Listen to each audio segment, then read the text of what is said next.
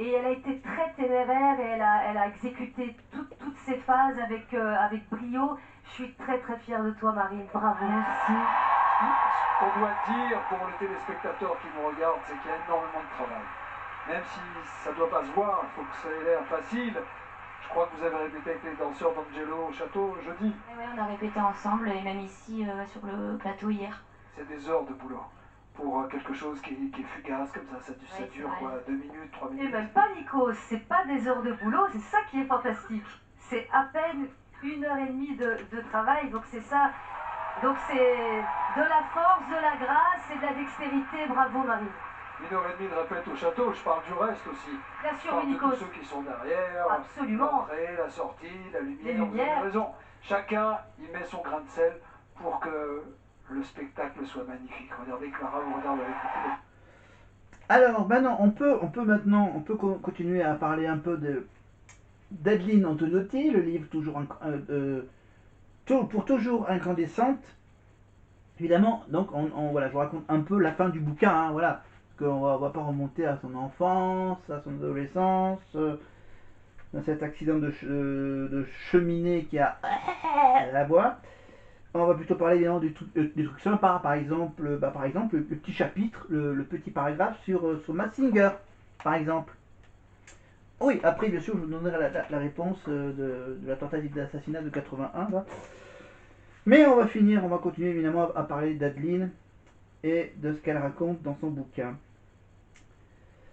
Donc, pour ceux qui ne savent pas, c'est qu'elle a tenté l'expérience Massinger. Et en fait, elle était déguisée et elle portait le déguisement d'un alien. Ouais. Voilà, je rappelle que cette émission est basée sur le secret qui transforme ton quotidien en véritable James Bond. Les participants sont totalement masqués, le public doit les reconnaître au simple son de leur voix. Ça a été l'occasion pour le public de découvrir Adeline, bien sûr, avec sa voix de rockeuse, avec sa nouvelle voix de rockeuse. Voilà, elle avait très peur que les gens ne l'aiment plus, avec ses cordes vocales accidentées, ses cordes pleines de cicatrices. Voilà, elle se disait son, que son, que voilà, que ça ne passait pas. Voilà, en résumé. Voilà, elle a mis du temps à improviser cette nouvelle voix, elle a mis du temps à guérir la voix et elle a dompté pour voilà, pour que ça lui offre la joie de retourner sur scène. Voilà, ouais. Alors là, on est sur quoi là? Ok. Eh ben, on va parler un peu du premier Prime. Le premier Prime d'Adeline à la Starac. Voilà, être en direct devant 5 millions de personnes, sentir l'énergie du public sur le plateau de la plaine Saint-Denis. Évidemment, à se demander, mais c'est quoi le, le point de repère d'Adeline? En fait, c'est le fameux regard protecteur de Nikos, voilà, qui en un seul coup d'œil, ça, ça lui fait retrouver un peu de détente intérieure. Voilà, il est fort ce Nikos. Voilà, un homme dans les valeurs n'ont d'égal que le talent. Voilà, donc quelques jours juste avant le premier prime, je crois, c'est ça. Armand Altaï la reçoit gentiment chez elle. Voilà, elle arrive avec son jogging habituel, presque en retard. Voilà, parce qu'elle cherchait un joli petit bouquet à offrir à Armande. Voilà, c'était quelle émotion hein, quand elle la découvre dans l'entrebâillement de la porte. Bah, le courant passe assez vite hein, entre profs de chant. Même si c'est pas tout à fait le même style, hein, vous voyez. Style classique pour Armande, style rockeuse pour Adeline. Mais bon, voilà, autour d'une tasse de thé, hein, comme avec la reine d'Angleterre. Voilà, en 1 heure, on refait le monde, hein, tu vois. Vite et bien fait, hein. Oui, bon, vous la connaissez, hein, avec son chignon perché sur la tête. C'est la même qui a 20 ans, hein, Armande. Voilà, une hippie glam rock. Ouais. Évidemment, elle évoque tout, elle parle de tout, elle évoque la vie, avec de la profondeur. Ça la fascine, hein, Adeline. La connaissance de l'opéra est incroyable hein, pour Armande. L'univers musical d'Armande ressemble au mien, à celle d'Adeline. Voilà, elle découvre qu'ils partagent une passion commune pour Nina Hagen. Voilà, donc bien sûr, Armande a eu la chance de faire la rencontre de Nina Hagen avec cette reine du punk, en imitant parfaitement la voix de Nina Hagen. Voilà, et voilà, sa voix tête et sa voix saturée, voilà, stupéfaite. Hein. Voilà, voilà, je suis comme si j'étais avec Nina Hagen, tu vois. Comme si elle était à une embrassade de Nina Hagen. Voilà. Elle garde un précieux souvenir de cette rencontre hein, avec Armande. Voilà, mystique, et mystique, voilà, j'adore. Voilà, bon, évidemment, c'était la première saison, c'était la petite saison courte qui a duré que 6 semaines, je crois, c'est ça, enfin, apparemment. Pendant 6 semaines, tu vois, elle se réveille presque chaque matin à 5 heures du mat pour être l'une des pour être l'une des premières au château. Voilà, son chauffeur avec qui elle fait les allers-retours quotidiens, hein, jusqu'aux abords de la forêt de Fontainebleau, devient son complice en sans canaille, en milieu rock à fond dans la voiture. Ouais, Adeline, là, là, là. Voilà, le seul jour de repos, c'est le jeudi. Voilà, est consacré à ses cours d'opéra. Voilà, les séances de sport et les interviews pour la presse, évidemment, pour faire la promotion de la Starac. Voilà, elle a vraiment plus de temps pour elle. Hein. Elle est dépossédée de son temps, de son image. Voilà, quand tu la vois à la télé, tu vois, son image ne tient plus qu'à qu'à qu'à une actu voilà, à une notification des réseaux sociaux, tu vois, à un feed. Voilà, parce que bon, bien sûr, la moindre parole est reprise sur le web, hein. Ouais, c'est le jeu. Voilà. Mais bon, voilà, ça ne tient qu'à elle hein, de rester sincère et authentique hein, à Adeline. Comme dirait si bien Nikos. Bon, après, dans la rue, bien sûr. C'est vous qui faites. De Fidel. Ok, d'accord. Voilà, elle était loin de se douter que cet exercice de vocalise qu'elle a inventé hein, pour lui redonner de la joie à elle et à ses élèves dans son école, ça allait devenir le second team de la Starac, tu vois. Voilà, et que ça allait faire travailler la France entière et même les pays francophones voisines. Voilà, voilà.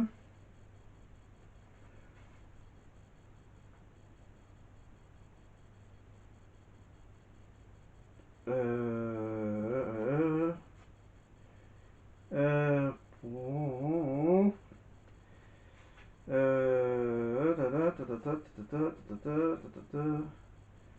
Attends, je regarde ces trucs intéressants à la fin. À la fin. Euh...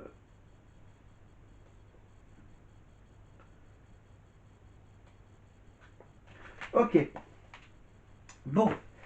Allez, on avance un peu sur la première partie du Prime.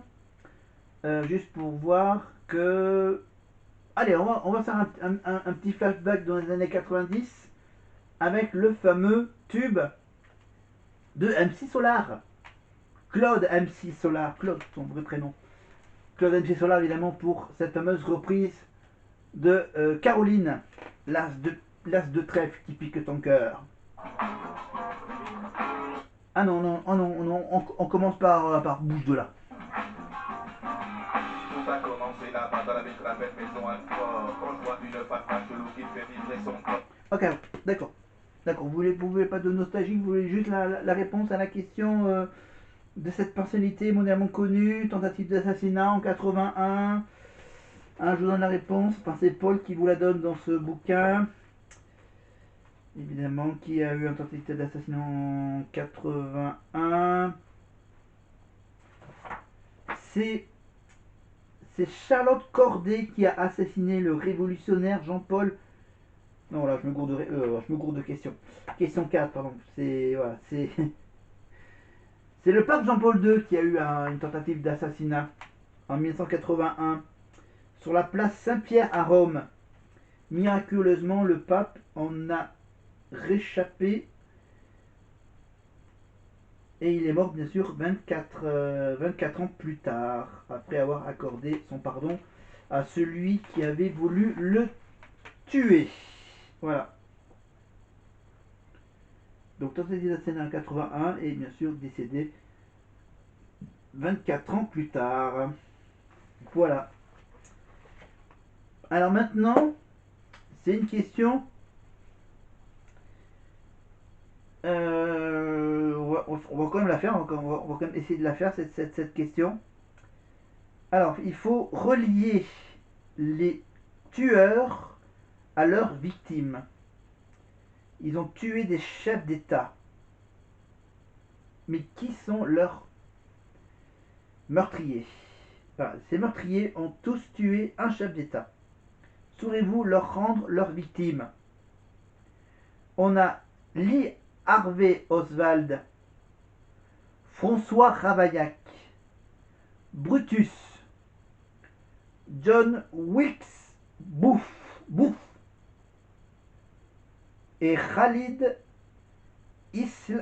Islambouli. Attends, je vous montre. Voilà, je vous montre. Voilà, je cache tout le reste. Voilà. Hop là, je vous mets. Voilà, je vous mets à la lumière les propositions. Question 5.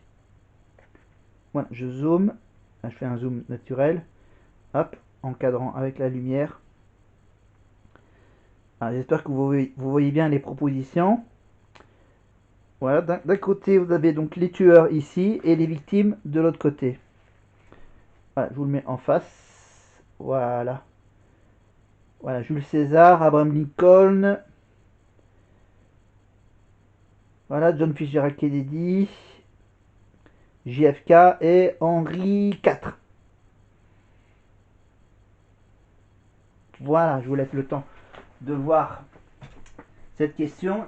Voilà, donc là, comme il y a quand même 3, 4, 5 réponses à donner, donc je vous laisse vachement de temps pour réfléchir là-dessus. Alors, après ce duo avec MC Solar et Franck, évidemment, on va bien sûr vous donner quand même une petite info. Voilà, le temps que vous interrogiez sur ces 5 tueurs et ces 5 victimes. On va vous apprendre des choses, tiens. Le saviez-vous? Certains assassinats ont changé le cours de l'histoire. Celui de l'archiduc d'Autriche, à Sarajevo, le 28 juin 1914. Ça a déclenché la Première Guerre mondiale, en fait.